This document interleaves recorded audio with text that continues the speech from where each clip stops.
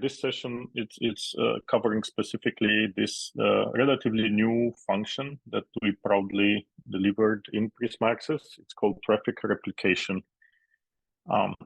Before jumping even into what are we doing, how are we doing, right? Just wanted to start from trying to explain what are we trying to solve here.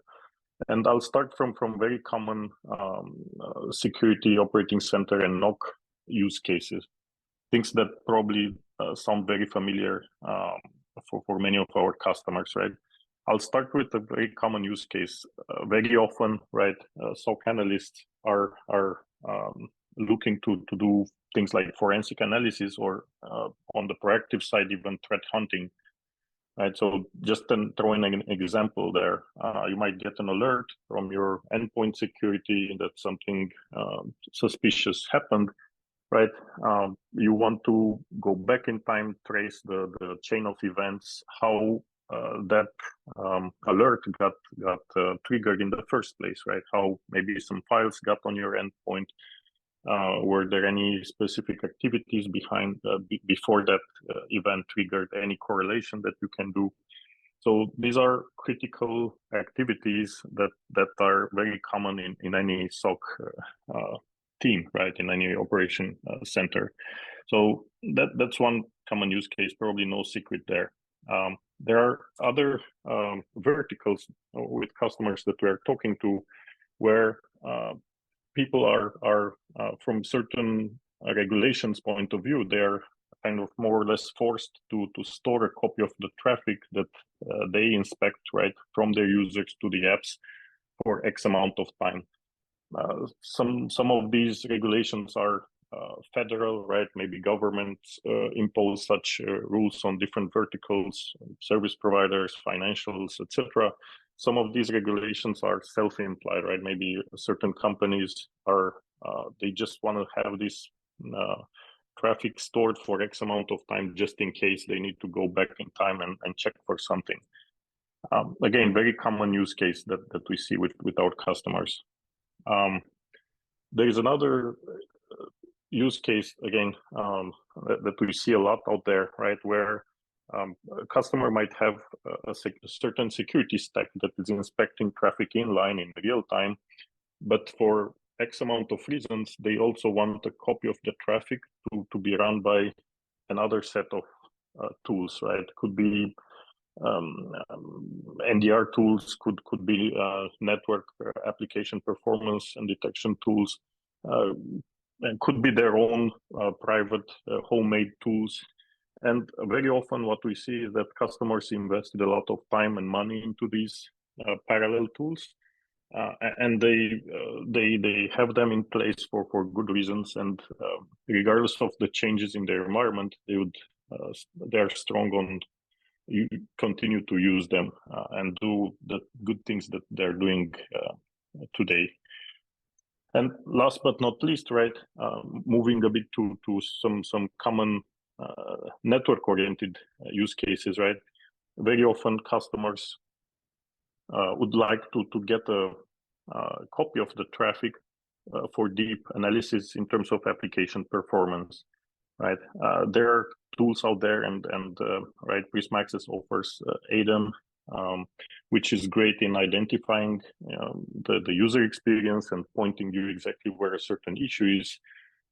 Which is great, but if let's say there's a private owned application that's not behaving as it should, at some point you might also need, if ADEM is going to tell you that, hey, the application it's the cause of the performance, you might still need to do some packet captures, right? That would tell you exactly what's the response of the server. Is it as expected? Not. So that level of visibility is often required for network oriented use cases. So all these, I assume these are very common use cases that are very familiar to most of our customers, if not all. So what all these use cases have in common? They all require a copy of the traffic that's been inspected inline, right? For forensic, you need a copy of the traffic to go back in time and check and put together the chain of events. for compliance, you need to store a copy of the traffic for X amount of time. If you need to continue to use all these parallel tools out of band, right, you need a copy of the traffic to be run through these tools. And right, no need to reiterate on the last one for application performance debugging I just mentioned, right? Very often you might need to put your hand on a PCAP. Having access to such a copy of the traffic was very, in fact, it is very easy, right? It's been solved for a long time in on-prem environments. Many of our customers have some parallel infrastructure out there, right? Some packet brokers, vendors, many of them very advanced. You can use even basic port mirroring functions on different network devices in your network. So it's not, it's quite straightforward these days to solve for this in an on-prem environment, meaning getting your hand on a copy of the traffic that you're interested in. Right, so all great in on-prem deployments. Obviously, right, more and more people are adopting SASE for very good reasons, right? Scalability, the hybrid work, the fact that your users are now everywhere, right? In a coffee shop, in an airport, at home.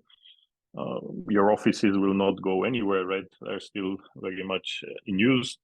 The apps are moving. So for all these reasons, scalability, having consistency across all these use cases, maintaining the expected performance for your users in terms of using applications. So countless reasons, strong reasons to adopt SASE.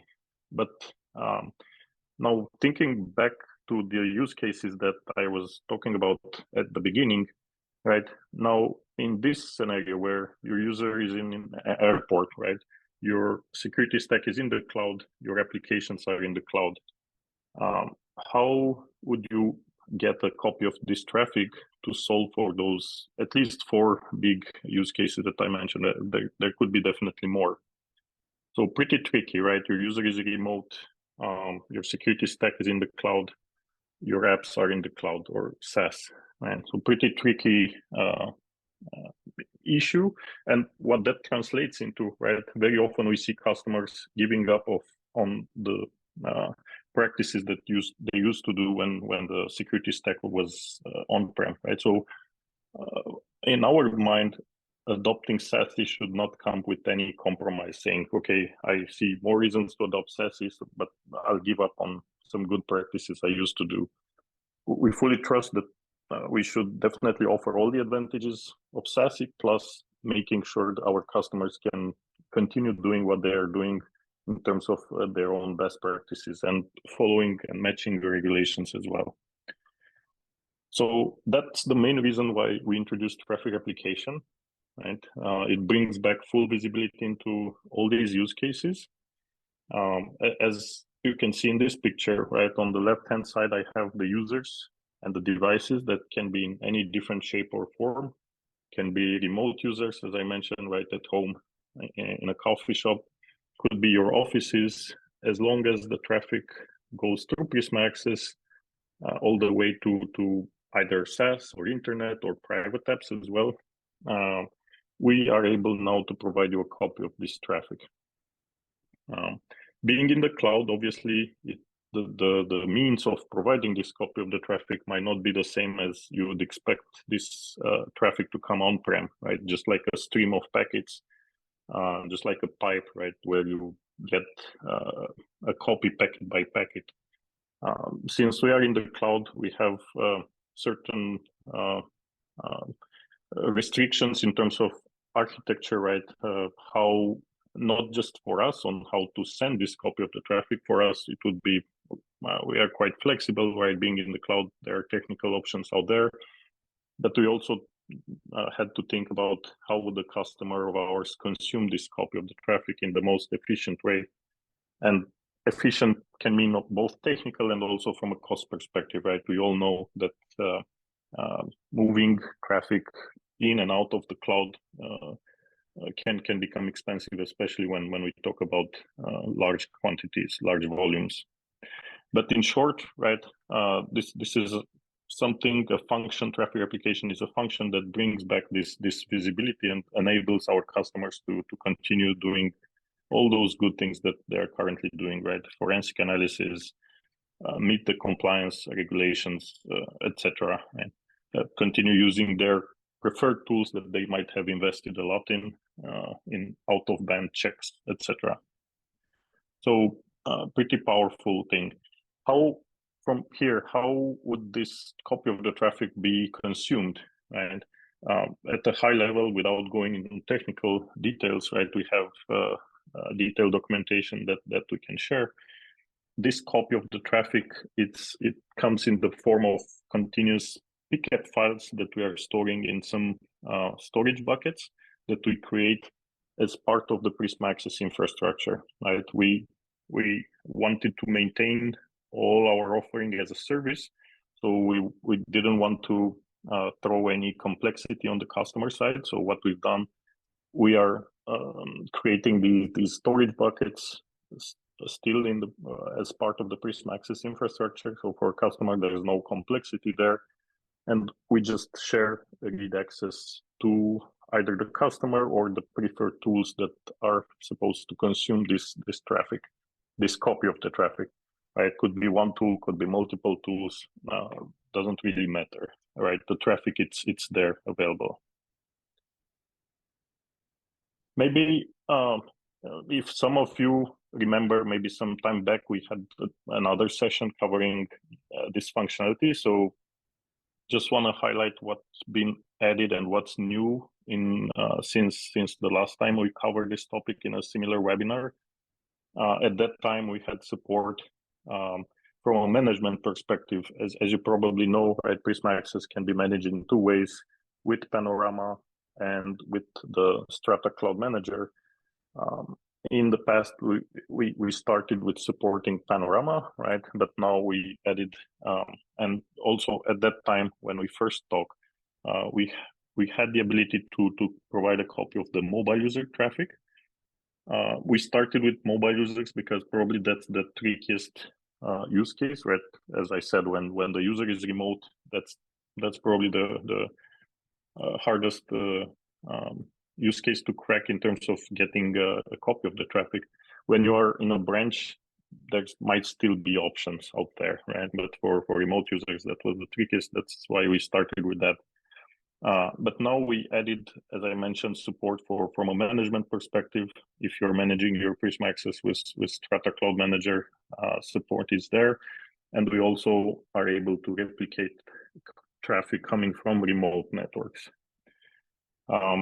Maybe without going into licensing and anything like that, right? For us, let's say for existing customers who already acquire this for mobile users, a common question I get is, okay, now that you're supporting a replication for branches, do I need another extra license? And the answer is no, right?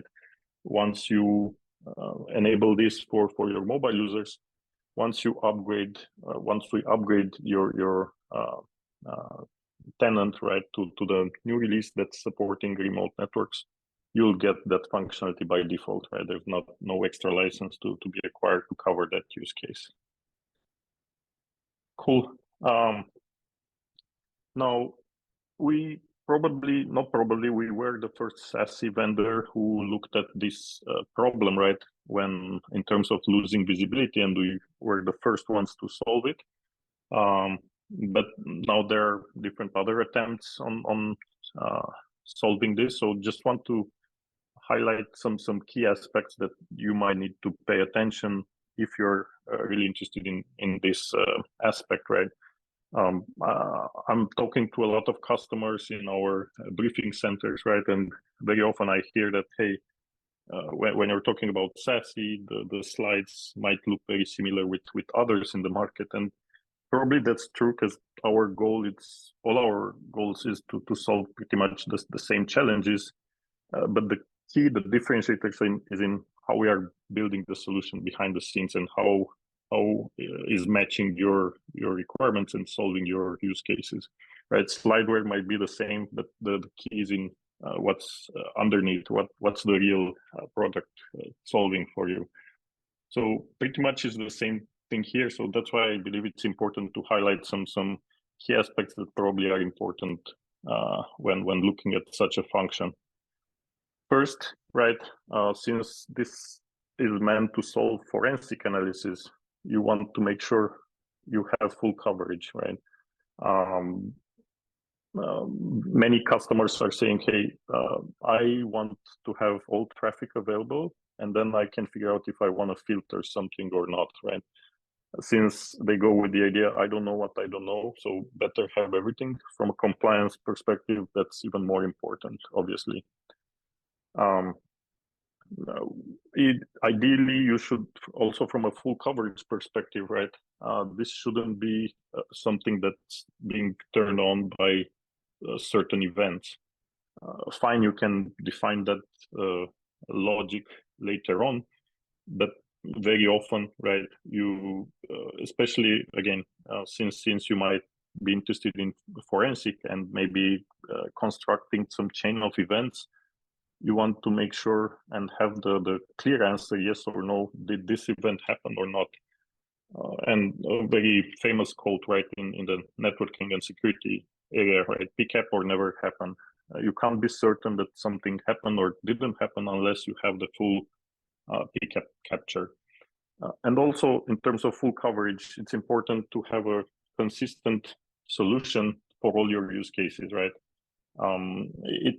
It can become quite complex if you have a certain way of capturing this traffic for mobile users and a different solution for capturing branch traffic. And also the variants can continue, right? I might have a certain solution for my SaaS and internet traffic and a different solution for my private application. So in Prisma Access with Traffic Replication, we can provide full coverage for all these points of view. Now, providing this functionality, I hope by this time makes a lot of sense. Now, the next question is, hey, by turning this on, am I introducing any security risks, right? Very fair question to ask. I guess we are in a strong answer here, right? A couple of aspects, right? This can be a longer discussion, but just highlighting some key aspects in terms of data residency, right? That's a common question I get. Since you're storing a copy of the traffic in these storage buckets, should I be concerned in terms of where my data is? And the answer is no. We will have these storage buckets created in all the Prisma Access locations where we are.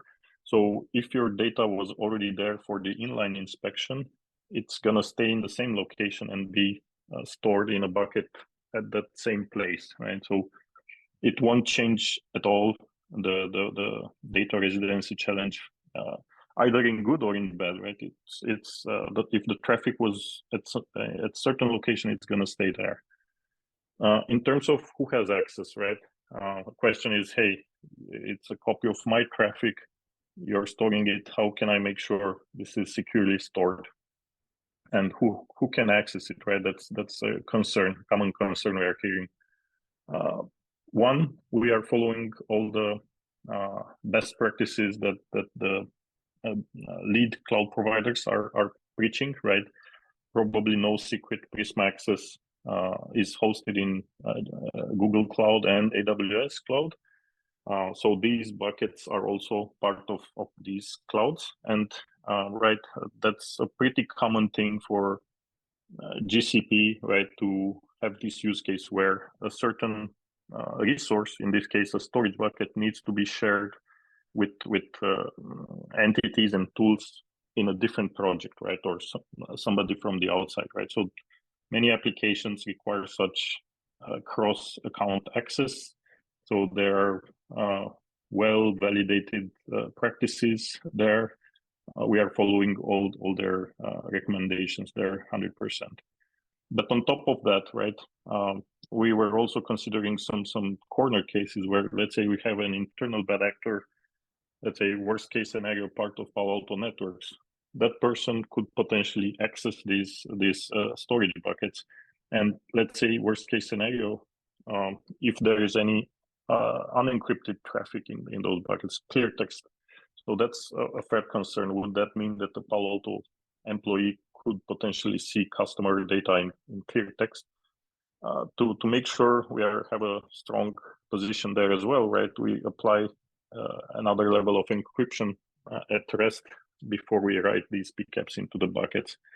And what do we use for encryption? We use a public key that only the customer provides, and only the customer would have the private key to undo that encryption, right? So even if an internal bad actor happens to be there, right, he or she would only have access to an encrypted file, not much use out of it. So pretty strong from that perspective.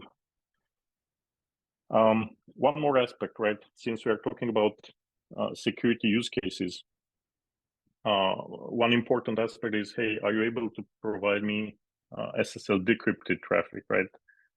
By natively, right, most traffic, vast majority, 80%, 90%, right? Numbers might be different depending on which report are you looking at. But anyway, vast majority of traffic now it's SSL encrypted. From a forensic analysis point of view, looking at SSL encryption, encrypted traffic might not give you the proper visibility. So the ability that we provide in terms of it's a simple checkbox in our configuration flow. Once that's enabled, right, we are providing you SSL decrypted traffic. So your preferred tools, once they read the PCAP files, can get the best value out of it. So for us, again, we offer it as a service. It's one checkbox to turn this on. We don't throw any complexity to the customer in terms of dealing with SSL decryption. We can do it for you as well. Scalability, right? SASE, we have huge customers onboarding in our Prisma Access solution. So very often we see quite big volumes of traffic for certain locations, maybe going up and down depending on how the users are migrating, etc. So the ability to cope with these variations, these volumes of traffic, it's key. We use in our advantage the fact that we are hosted in these lead cloud providers. So for us, scaling means just an API call. We practically can scale unlimited, very easily, very fast, everywhere. So we definitely can cope with any volume of traffic that's realistic out there, right? And we have concrete data. We know how our largest customers, how much volume they produce, and there's no challenge in coping from a traffic application perspective to cope with this volume. Last but not least, right, you can provide the best features in the world. If it's hard to consume, probably the adoption will be very low, right? Nobody wants to make their life miserable, right? So we also paid a lot of attention on how easy would this be to be enabled, right? I kind of touched base on this previously, but we were strong on making sure this is also offered as a service, right? Without throwing too much work on the customer side. Of course, there needs to be some changes, right, to integrate this with the preferred tools, which were used on-prem, right? But we tried to keep those changes on the customer side at the very minimum. Cool. Talking about slides is great, but I also like, and probably that's a common thing, right?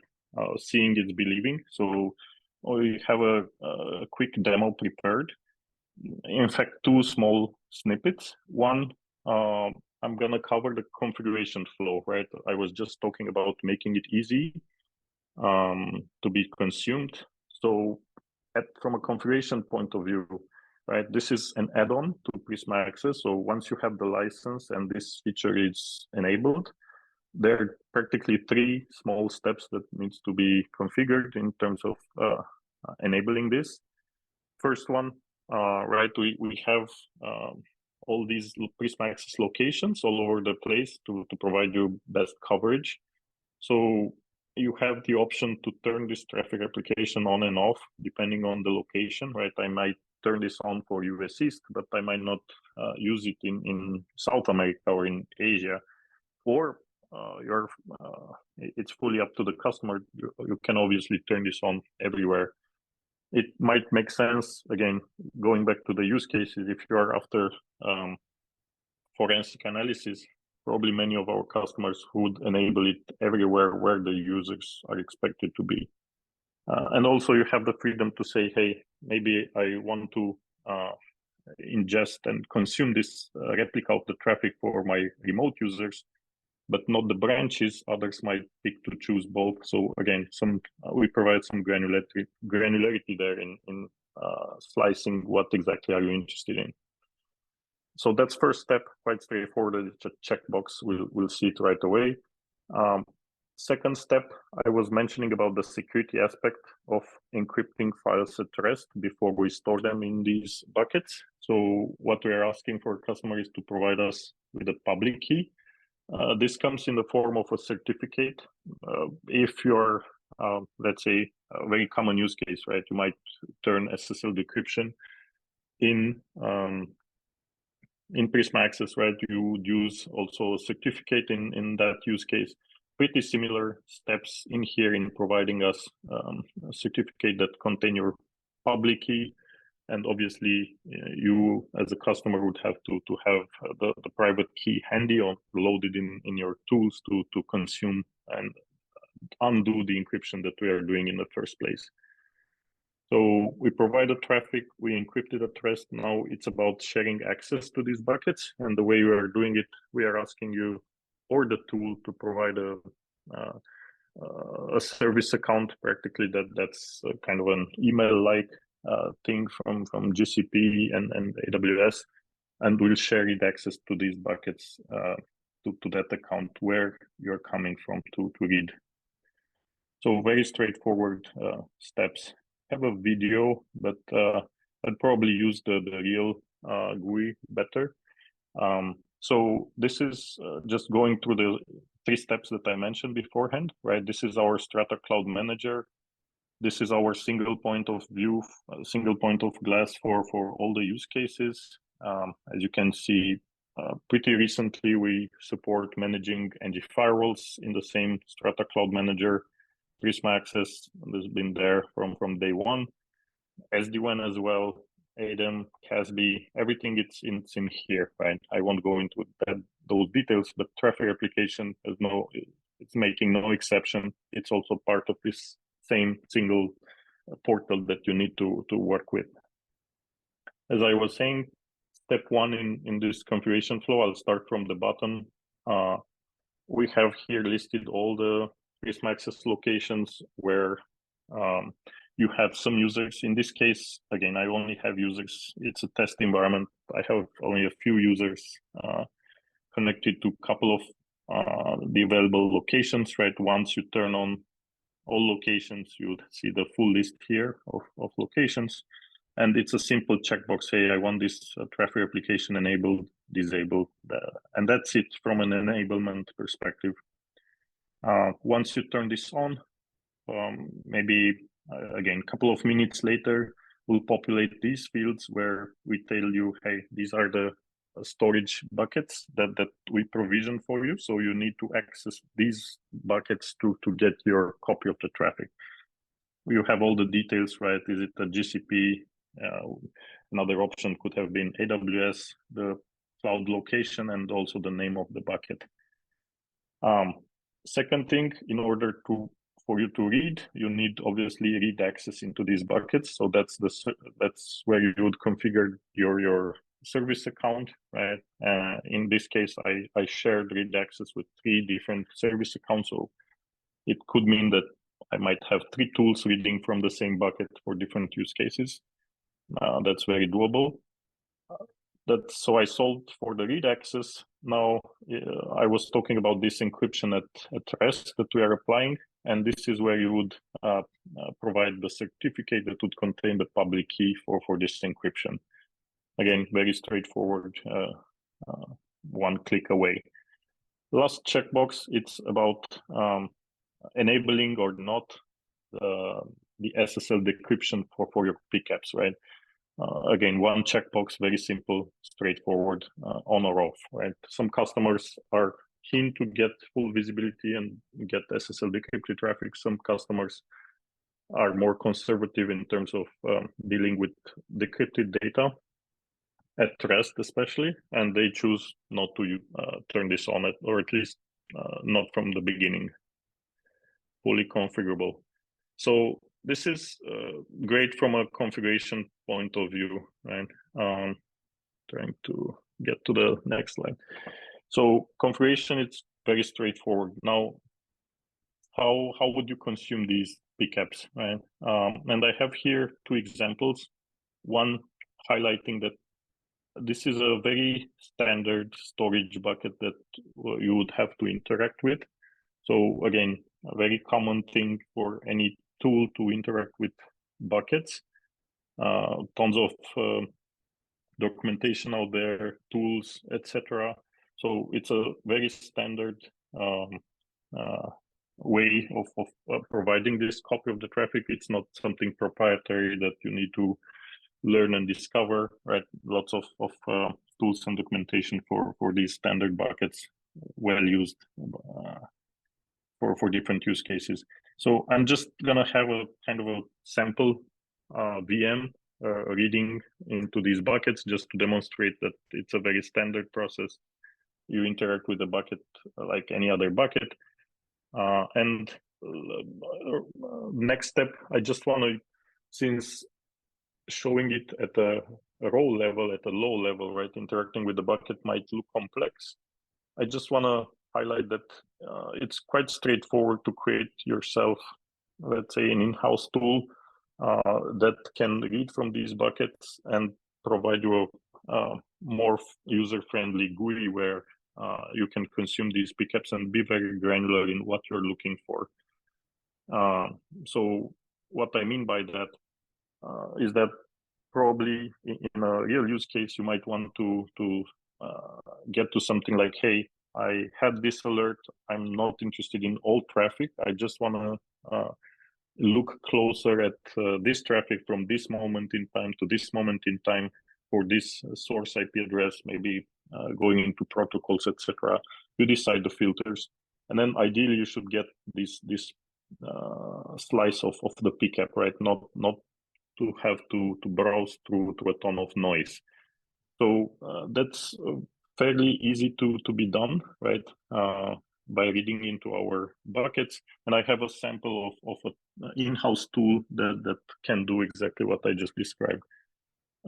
This is not part of the product, it's just a sample that we use internally, right? And even if it's not a part of the offering, not part of the product, we can help any customer to provide insights on how to build something similar and probably provide some examples, etc. So these are the two use cases that we're gonna see. One with a basic VM, right? That's a VM that it's reading from the buckets. Maybe the print is a bit too small, but still visible, hopefully. So I just put a GSUtil list and addressed it to the bucket name that we've seen beforehand. And now it's listing the content of that bucket. All these zip files contain pickup files that have a copy of the traffic that's coming from Prisma Access. And obviously, just again, I'm just showing that it's a regular bucket. All these commands and tools are very standard, right? And now I'm doing a GSUtil copy for this particular file that I'm interested in. So that's great, but it might look a bit complex. This is the in-house tool, right, that I was talking about. With all that functionality in the background, it's quite easy to build yourself such a tool where it's a more user-friendly, right? You can define a certain time between this time and this time from this source IP address, a couple of filters out there in this region, and with a quick query, what this guy is gonna do, it's gonna go into the raw pickups apply these filters, stitch the different pcap files together, right? Because I might be interested in a session that's splitting across multiple sessions. So in a couple of minutes, probably I'll get a copy of the traffic that specifically filtered for what I need, right? And I'm just showing that I can download this and you can directly open it in something like a Wireshark or similar, right? So again, what I'm showing here, this GUI, obviously you've seen it, it's pretty rudimentary. It's only meant to show that it's very easy and we can help our customers to do something similar for their own use. So that's with the demo part in terms of enabling it and how would you consume it in a raw, pretty much raw format. Now, what we're seeing with our customers, right, and looping back to the third use case that I was mentioning, right, very often customers already have a preferred tool that they are using, often in the NDR space, but not only. And ideally, they want to continue using that particular tool. So what we're doing, we are working on integrations with such NDR vendors. And our goal is to make sure from an admin perspective, there's practically no change. It's pretty much transparent in the way they interact with such tools. The mechanism behind the scenes, how are they getting a copy of the traffic? Is it from an on-prem deployment? Is it from SASE? Is it from cloud management, VPC? Shouldn't matter, right? The source of the traffic. From a use case perspective, a customer would be interested in using their preferred tool just like before. And that's where our integrations are important, right? As of today, we have active integrations with these tools, NetWitness and Corelight, and many others are on the way, right? I'm not at the stage where I can share all names there, but there are multiple vendors in different stages. And as I said, what the value for the customer in these scenarios is that they don't even need to handle the steps that I described just before, right? Where if you want a PCAP, you might need to do some scripting on your own and get your specific capture of the traffic. If you're using any of these tools of your preference, right, the end-to-end experience should be no different than in the case you would monitor your traffic from an on-prem deployment, right? And also, talking about real world, very often you would have a hybrid scenario, right? You might have certain traffic going to, let's say, NetWitness or Corelight from your current on-prem probes, right? And then if the customer also adopted Prisma Access, maybe they did not give up yet on the on-prem deployments very often. New probes, new NetWitness probes and Corelight can be handling Prisma Access traffic, but they can concentrate all these different sources and from an end user and admin perspective, right? The source of the traffic, it's not so relevant anymore. You get the same experience. You can solve your use cases just as before. So pretty powerful story there. Just to recap, right? We are the first SASE solution to be serious about eliminating these blind spots that have been created when you adopt SASE. In our view, if you're serious about a forensic analysis, if you're serious about meeting certain compliance regulations, right, and probably that's a harder requirement. If you want to continue using your preferred tools where you're familiar, you invested maybe a lot of time, effort in defining specific policies, etc. If you're interested in making sure you have the full visibility in terms of application performance and debugging at the packet level, we strongly believe this traffic application is kind of a must-have when you adopt SASE, and we are here to support you in this journey, right? adopting SASE without compromising on any of your current activities and tools that you're using for very good reasons. So that's the content that I had for today. I hope that's been informative, and it shouldn't be the end here. If I raised any interest, hopefully, please reach out to us. Happy to deep dive into more detailed demos, answer any questions, etc. Right. With that, I thank you, and we can have a quick Q&A session if there are any questions that I might be able to answer.